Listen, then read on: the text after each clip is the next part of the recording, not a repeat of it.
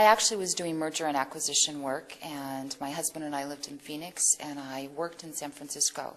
So I made the commute back and forth for about 5 years, had more frequent flyer points than I knew what I could possibly do with. So I was sitting in first class one night and sat by a guy who was in his late 80s, and he was an auctioneer, and he started telling me about the business, and a month later I went to auction school, and as soon as I got out I started my own company.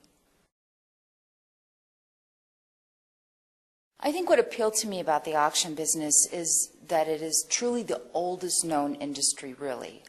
The ancient city of Babylon was sold at auction, and so it really seemed to me like an industry that could survive for 6,000 recorded years of history probably made a lot of sense to look into.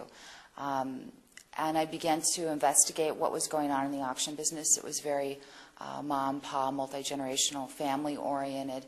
And I thought that if someone brought some professionalism to it, that they could do very well in the business. And so it just seemed that there was a lot of opportunity in that business. And then, of course, things changed even more with the introduction of the Internet. When I began, I self-financed, and I self-financed for more than 5 years. Really an extremely undercapitalized shoestring situation. And just sort of made it work as best as I could. Obviously, as we grew, we were able to obtain bank financing and things like that, but it is the classic entrepreneurial problem is that you have to be making money in order to get money, and if you don't have any, it's hard to get.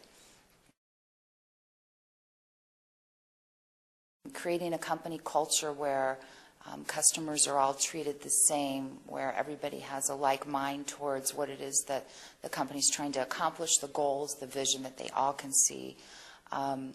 That's probably the biggest challenge, is just getting everybody on board. And my company, we really have fostered a kind of wacky, zany environment. And so, we try to hire for that. And hiring for wacky and zany is kind of hard, because how do you put that in, an ad looking for someone? So there are a few things that we do. Our employees are allowed to bring their dogs to work, so we talk about that in our ads. And we talk a lot about hiring for attitude more than we hire for skill, which is true. This is not a business where we have a lot of experienced people come into it. We have to teach them the business once they get there.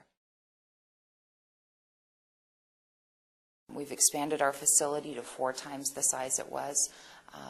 We will probably double our staff in the next 2 years. Probably closer to 80 employees at that point. And we'll be working on finding a way to really bring technology into our business and really make technology create a community of customers for us. And so that's our big push for growth.